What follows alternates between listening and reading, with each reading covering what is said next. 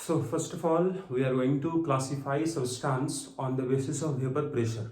So we can classify first one as volatile substance and second one as non-volatile substance. ठीक है, तो यहाँ बात करने वाले हैं classification, right? So this is classification of substance on the basis of vapor pressure. ठीक है, on the basis of vapor pressure. On the basis of vapor pressure. तो हम क्लासिफाई यहाँ करते हैं first one, that is volatile substance. Volatile substance उसको बोलेंगे जो वेपर बना पाएगा, है ना. तो we can define volatile substance as substance which can form vapours. Substance which can form vapours. जिसका वेपर्स बन पाएगा उसको बोलेंगे हम वोलेटाइल सब्सटेंस, राइट. इसका मतलब ये होगा कि ये सब्सटेंस का वेपर प्रेशर जो होगा that will not be equal to zero. Zero के बराबर नहीं होगा.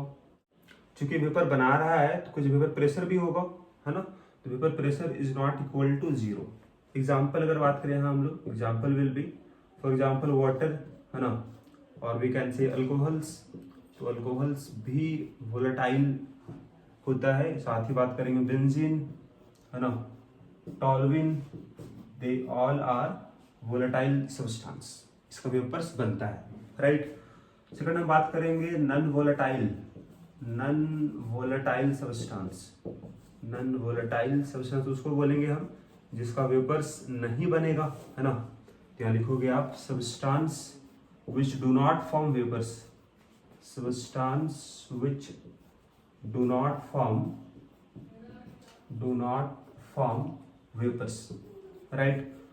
अब एग्जाम्पल अगर हम बात करें इसका, तो एग्जाम्पल अगर यहाँ हम लिख दे आपको, that is glucose, sucrose, urea, they all are non volatile substance. यहाँ पे ये बोल सकते हो कि जनरली आपका सॉलिड जो है, solids are assume to be non volatile, है ना.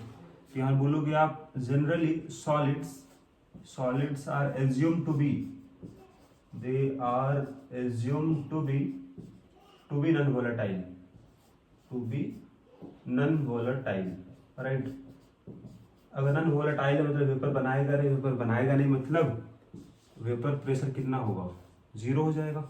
अगर वेपर बनाएगा ही नहीं तो वेपर प्रेशर कितना होगा, जीरो होगा, राइट. ये तो बात हुआ substance on the basis of vapour pressure, volatile, non-volatile. In the previous class, we have seen vapor pressure of pure liquid. Now we are going to discuss vapor pressure of solution. ठीक है, तो यहाँ लिख सकते हो आप vapor pressure of solution. Vapor pressure of solution, right. तो अगर solution होगा तो यहाँ possibility ये है कि सोल्यूट कैन बी वोलेटाइल और नॉन वोलेटाइल. तो पहला केस यहाँ लेने वाले हम लोग हैं कि solute is non volatile, right. तो फर्स्ट केस यहाँ लेते हैं हम लोग है case one, that is solute is non volatile, right. कुछ इस तरह समझ लो आप. आपके पास अगर सॉल्यूशन है तो सॉल्यूशन में सोल्यूट होगा, सॉल्वेंट होगा. एक तो सोल्यूट हो जाएगा और दूसरा सॉल्वेंट होगा, राइट. अब हम यहाँ पर रिप्रेजेंट करने वाले इस चैप्टर में सोल्यूट को बी से और सॉल्वेंट को ए से, राइट. इसको ध्यान रखना. अब अगर हम बात करें इसका फिजिकल स्टेट के बारे में, तो सोल्यूट चूंकि यहाँ नॉन वोलेटाइल माने हम लोग हैं, तो जनरली ये आपका सॉलिड हो जाएगा और ये लिक्विड होगा. दिस इज वोलेटाइल सॉल्वेंट, है ना. अगर यहाँ बात करें हम वेपर प्रेशर का, तो वेपर प्रेशर बी का इक्वल टू जीरो, क्योंकि solute is non volatile and this P not A जो होगा this is not equal to zero, क्योंकि ये आपका वोलेटाइल रहेगा सॉल्वेंट. फिर अगर यहाँ बात करें हम लोग,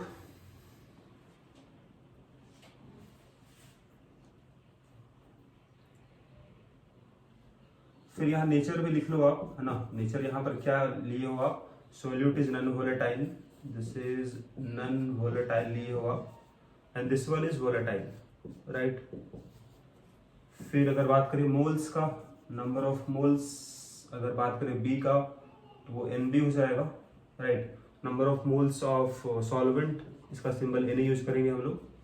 फिर बात करें मोल फ्रैक्शन का, मोल फ्रैक्शन भी यहाँ यूज होने वाला है, तो मोल फ्रैक्शन, अब इसका सिंबल क्या होगा, तो ये XB हो जाएगा और ये XA हो जाएगा। XB किसके बराबर होगा, this is NB by Na plus NB होगा। उसी तरह से XA कितना होगा, this is Na by Na plus NB होगा, right. This is our mole fraction. तो ये सब यहाँ जरूरत पड़ेगा आपको इस टॉपिक में। So let us see what is vapour pressure of solution, है ना। एग्जांपल यहाँ पर इस तरह से देख लो आप, जैसे मान लेते हैं स्टार्टिंग में केवल सॉल्वेंट था, देयर इज सॉल्वेंट। तो अगर सॉल्वेंट है यहाँ पर ही है, तो सॉल्वेंट को हम माने हैं ए से आपका, मतलब यहाँ पर ही सॉल्वेंट का मॉलिक्यूल्स होगा। सरफेस पे भी केवल सॉल्वेंट का ही मॉलिक्यूल होगा, this all are molecules of solvent, right.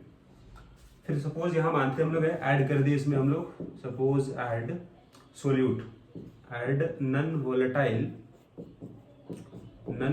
Solute को आप ऐड कर दो। अगर ऐड कर दोगे सोल्यूट को, हम दिखा रहे हैं बी से, इसको आप ऐड कर दो इसमें, तो ऐड करेंगे तो यहाँ सॉल्यूशन बन जाएगा। अब सॉल्यूशन अगर यहाँ बना है तो दिस इज सॉल्यूशन ए और this is solution of A and B, है ना। अब इसका सरफेस पर मॉलिक्यूल्स सॉल्वेंट का भी होगा, सोल्यूट का भी होगा, सॉल्वेंट होगा, सोल्यूट होगा, ठीक है ना। अब दोनों ही होगा because it form homogeneous solution. इस तरह से मान लेते हैं हम लोग। तो यहाँ सॉल्वेंट को दिखा रहे हैं सर्कल से और सोल्यूट को दिखा रहे हैं अपना हम ये डॉट से, है ना। दिस इज, यहाँ पर केवल सॉल्वेंट था, तो यहाँ हर एक पार्ट से, मतलब सरफेस का हर एक पार्ट में सॉल्वेंट है, तो यहाँ वेपर हर जगह से बन सकता है। तो यहाँ जो प्रेशर क्रिएट होगा, केवल यहाँ सॉल्वेंट है, ओनली सॉल्वेंट, तो यहाँ जो प्रेशर बनेगा एट इक्विलिब्रियम, उसको बोलेंगे हम क्या, उसको बोलेंगे हम P0A कहलाएगा, that is vapour pressure of solvent. केवल यहाँ ए था। सॉल्यूशन अगर है तो वेपर अब केवल बन पाएगा कुछ इस पार्ट से, है ना। वेपर केवल इस पार्ट से बनेगा, जहां जहां सोल्यूट है, सोल्यूट तो नॉन वोलेटाइल है, तो यहां से वेपर तो बनेगा नहीं, जहां जहां आपको दिख रहा है डॉट, है ना। तो अब इसके कंपैरिजन में यहाँ पर वेपर्स कम बना होगा इक्विलिब्रियम पर, राइट। तो अगर यहाँ वेपर अगर कम बना होगा तो यहाँ प्रेशर भी कम ही रहा होगा। मान लेते हैं यहाँ प्रेशर बोले इसको हम PS का मतलब हो जाएगा pressure of solution, pressure of solution, you can write pressure of solution, right. और यहाँ जो प्रेशर है उसको बोले हम P0A, राइट। और इसको हम जानते भी हैं, it is known as vapour pressure of a बोलते हैं, ठीक है। तो हम यहाँ से बोल सकते हैं कि P0A का वैल्यू ज्यादा होगा PS से एट सेम टेम्परेचर। दोनों अगर सेम टेम्परेचर पर है तो यहाँ पर जो प्रेशर क्रिएट हुआ होगा वो प्रेशर यहाँ के मुकाबले कम हो गया, ठीक है। और PS को यहाँ पर एक और इसका नाम होगा, it is also known as PA। क्यों? क्योंकि यहाँ पर ही वेपर आपका B का तो बनेगा नहीं, जो सोल्यूट उसका वेपर तो बनेगा नहीं, केवल यहाँ पर बनेगा A का, ठीक है ना। लेकिन ये सॉल्यूशन अगर है तो सॉल्यूशन वाले केस में इसको बोलेंगे हम वेपर प्रेशर ऑफ ए कहलाएगा इन सॉल्यूशन, है ना। यहाँ सॉल्यूशन में है और यहाँ केवल आपका सॉल्वेंट था, तो ये P0A कहलाएगा। और PA का मतलब क्या हो जाएगा, वेपर प्रेशर ऑफ ए होगा इन सॉल्यूशन, ठीक है। मतलब ये भी बोल सकते हो आप P0A का वैल्यू ज्यादा होगा PA से। यहाँ हम क्या बोल रहे हैं कि PA इक्वल टू क्या बोल रहे हैं हम PS। क्यों? क्योंकि यहाँ पर वेपर B का नहीं बनेगा, केवल वेपर A का ही बनेगा। तो A का जो यहाँ प्रेशर होगा वही आपका PS कहलाएगा, प्रेशर ऑफ सॉल्यूशन कहलाएगा, ठीक है ना। यहाँ पर ही एक आपको जानना है इसके बारे में, रॉल्ड्स लॉ के बारे में। तो आप पहले यहाँ लिख लोगे आप रॉल्ड्स लॉ क्या कहलाएगा। According to Raoult's law, vapour pressure of a volatile component in solution is directly proportional to mole fraction of the component in solution. According to Raoult's law यहाँ पर ये बोला गया कि vapour pressure of volatile component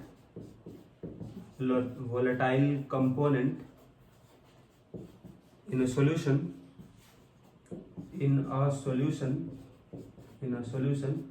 is directly proportional to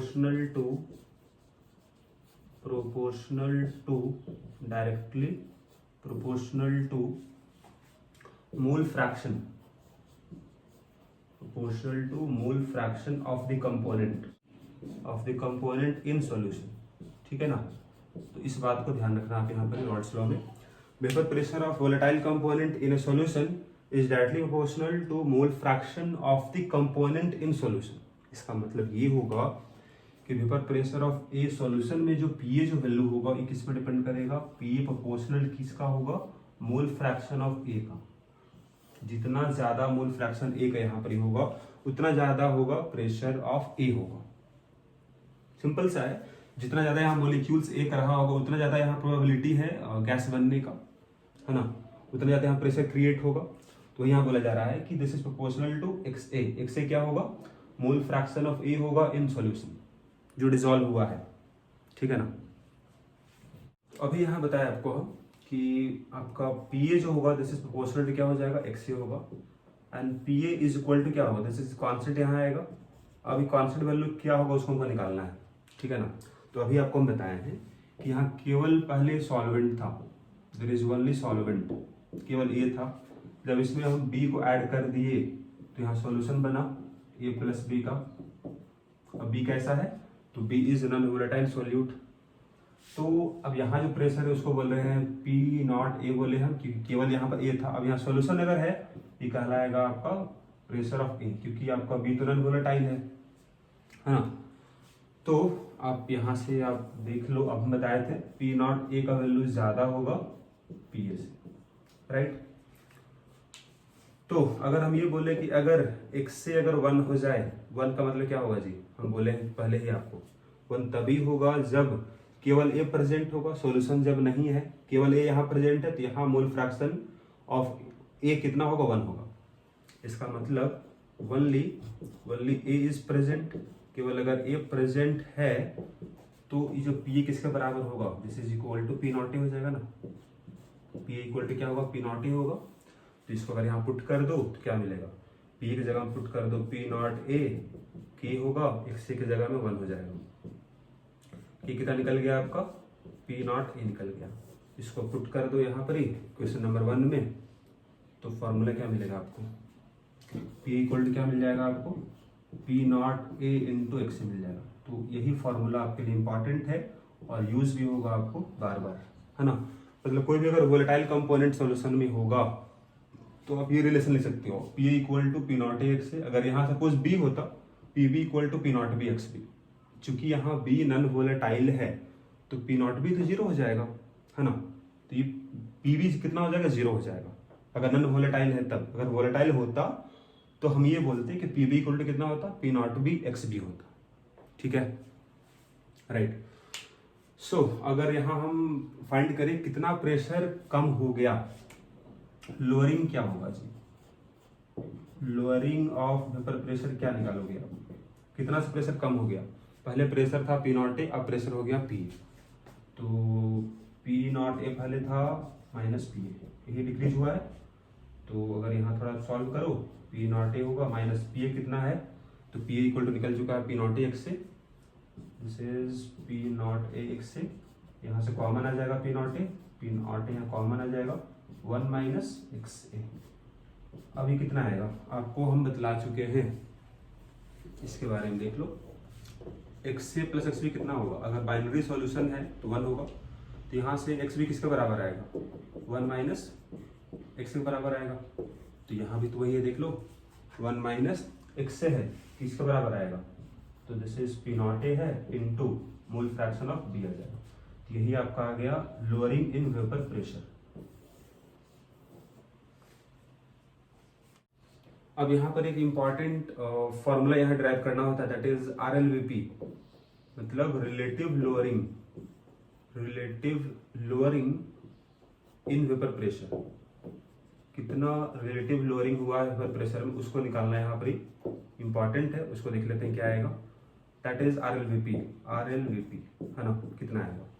तो R L V P equal to formula क्या बोलोगे आप, दिस इज लोअरिंग, तो P not A minus P क्या बोलेंगे, दिस इज लोअरिंग, इतना से कम हो गया।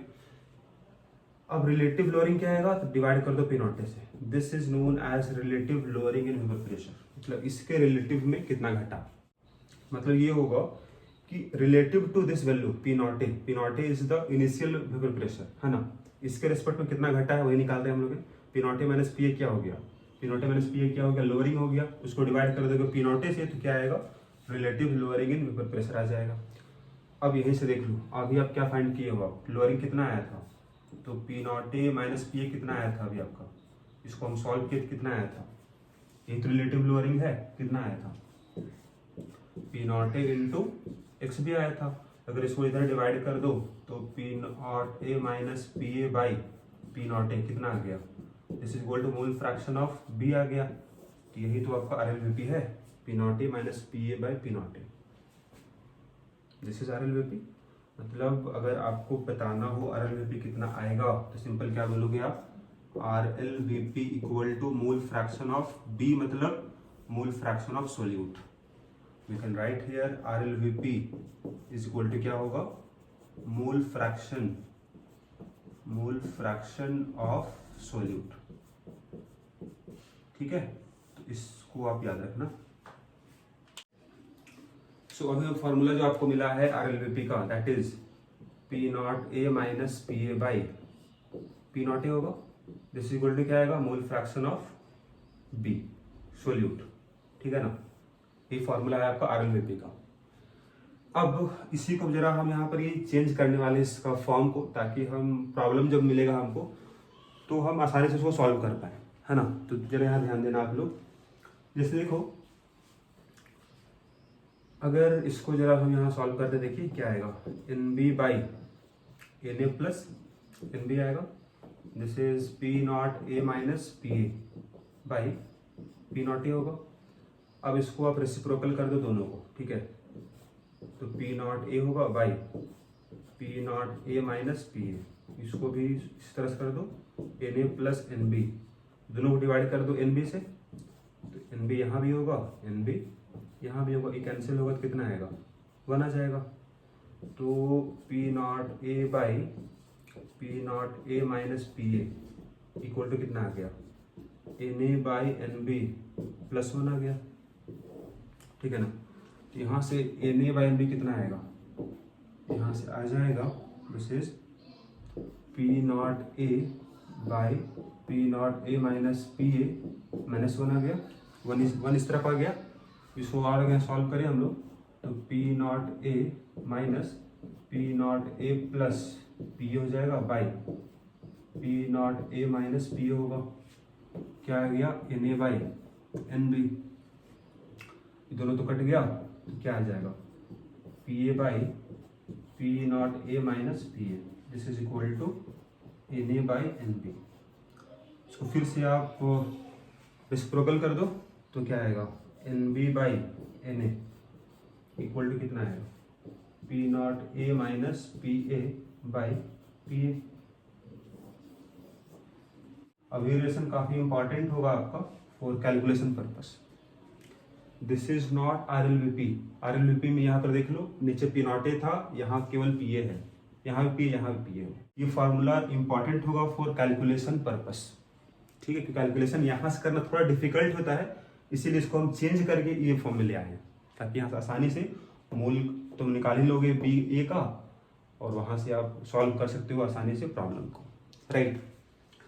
तो ये फॉर्मूला है, बाकी एक और भी एक स्पेशल केस होता है, उसको यहाँ देख लेंगे हम, लेकिन यहाँ लिख लोगे आप, this is used for calculation purpose, for calculation purpose के लिए इसको आप इस्तेमाल करोगे, ठीक है। यहाँ पर अभी जो फॉर्मूला बताया आपको है उसको एक बार यहाँ हम समराइज करते देखिए।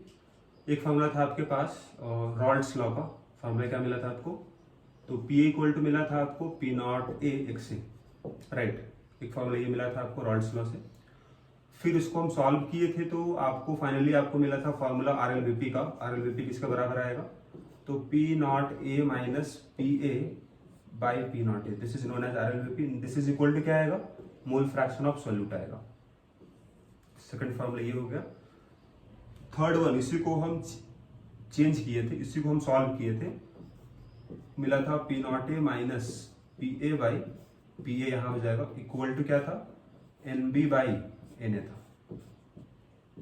ये हम यूज करते हैं फॉर कैलकुलेशन पर्पस। इसी का दूसरा फॉर्म ये है। बस ये टर्म जो है this is not RLVP, RLVP ये कहलाता है equal to mole fraction of solute. ठीक है। सो अगर यहाँ हम एक ग्राफ है उसको देख लेते हैं। रॉड्स लॉ आप पढ़ चुके हो, PA equal to P nought A x है ना, तो उसी का एक कर्व है, उसको पहले देख लेते हैं।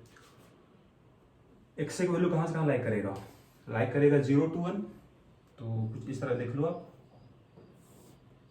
सपोज यहाँ पर x से 0 था और यहाँ पर x से इक्वल टू 1 है। x से यहाँ अगर 0 था मतलब x भी कितना होगा जी, 1 रहा होगा।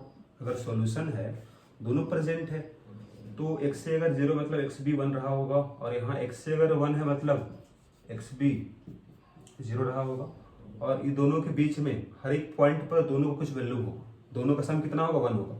ठीक है, तो x से अगर पुट कर दो यहाँ 0, तो P कितना आएगा, 0 हो जाएगा। और सपोज इस डायरेक्शन में हम मान लेते हैं वेपर प्रेशर है ना, तो चूंकि x से 0 है तो यहाँ 0 पुट किए तो PA भी कितना आएगा, 0 आ जाएगा, तो 0 है ना। लेकिन जब x से जब 1 हो जाएगा, x से जब 1 होगा तो P किसके बराबर आएगा, P नॉट के बराबर आएगा। This is the maximum value है ना। x से धीरे धीरे जब बढ़ेगा तो यहाँ जब वैल्यू जब बढ़ेगा तो इसका वैल्यू धीरे धीरे बढ़ेगा, तो मतलब वैल्यू बढ़ते बढ़ते क्या होगा, मैक्सिमम वैल्यू कितना आएगा, we can, this is the known as P nought A कहलाएगा, maximum value of vapour pressure. ठीक है, ये जो कर्व आपको दिख रहा है this is PA equal to P nought A x है ना, this is the curve PA equal to P nought A x, right. अब इसी कर्व को कहीं आपको इस तरह से भी मिल सकता है, तो उसके लिए भी आप देख लो कर्व यहाँ पर ही कुछ ऐसा अगर सपोज मिले आपको, सपोज यहाँ पर x से लिख दे आपको 0 और यहाँ x से इक्वल टू 1 लिख दे। 0 है इसका मतलब x भी कितना होगा जी, 1 होगा, और यहाँ x भी कितना होगा, 0 होगा। उसी तरह फिर से इस डायरेक्शन में वेपर प्रेशर होगा। ठीक है, x से 0 है इसका मतलब 0 है तो PA भी 0 होगा, 0 यहाँ पर होगा। वैल्यू धीरे धीरे इसका इधर बढ़ेगा, x से मैक्सिमम वैल्यू यहाँ 1 हो जाएगा। तो अगर मूव करो आप इस डायरेक्शन में तो x से धीरे धीरे क्या हो रहा होगा, बढ़ रहा होगा। और यहाँ पर क्या था, यहाँ पर x से किस तरफ बढ़ रहा था, इस डायरेक्शन में, तो PA धीरे धीरे आपका वैल्यू बढ़ेगा, maximum value P nought A होगा। उसी तरह यहाँ पर ही x से इधर बढ़ रहा है तो इसका वैल्यू धीरे धीरे बढ़ेगा, मैक्सिमम वैल्यू कितना होगा, तो P नॉट A होगा, this is P nought A होगा। तो इस तरह से कर्व आपको मिलेगा है ना, ध्यान रखना आप, इसको बना भी लोगे आप।